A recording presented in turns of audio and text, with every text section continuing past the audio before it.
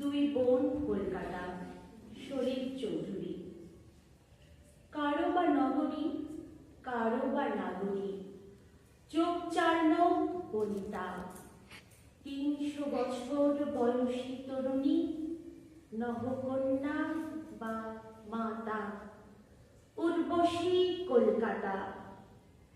সুতানুটি গ্রামে গোবিন্দপুরে, গঙ্গার ধারে কুটিরে কুটিরে কিশোরী যখন ছিলে, বাণিজ্য পথ এলো সারি সারি, বিদেশি বণিক নেমে এলো পারে, তুমি তারই দেখা দিলে।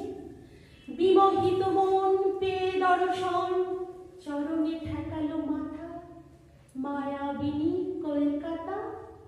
কিন্তু তোমারই যমজ ভগিনী আরো এক কলকাতা, বুঝে নিল যত বণিকের ছল, ভালোবেসে পায়ে পড়াবে শিকল, ধন সম্পদ বিলাস বাসনে শোষণের চতুরতা।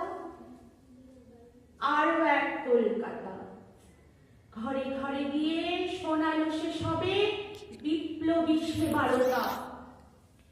আরো এক কলকাতা, প্রাসাদে হর্পে অট্টালিকায় প্রমোদ ফেরিল সুরামদিরায়, বিদেশির পায়ে বিকানো অর্থে বাবুরা পায়রা ওড়ায়।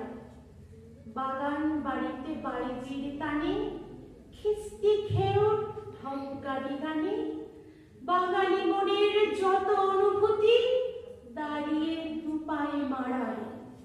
সাহেবের সেবা করিতে হইবে, নেটিভ রসদ জাতা, জগৎ শেঠের মির্জাফরের ক্লাইভের রক্ষিতা, বার বধূ কলকাতা।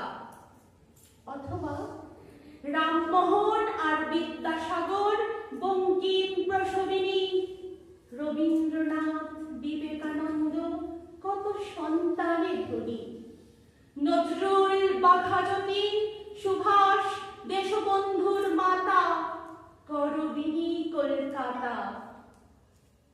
ফুটপাতে থাকা, বস্তিতে বাসা, ট্রামে বাসে বাসে ভিড়ে ভিড়ে ঠাসা, শ্রমিক ছাত্র মহিলা যুবক যুবতী কর্মজীবী, নানা ভাষাভাষী ধর্মী মানুষ, মজদুর শ্রমজীবী, তাদের অন্নদাতা, স্নেহময়ী কলকাতা।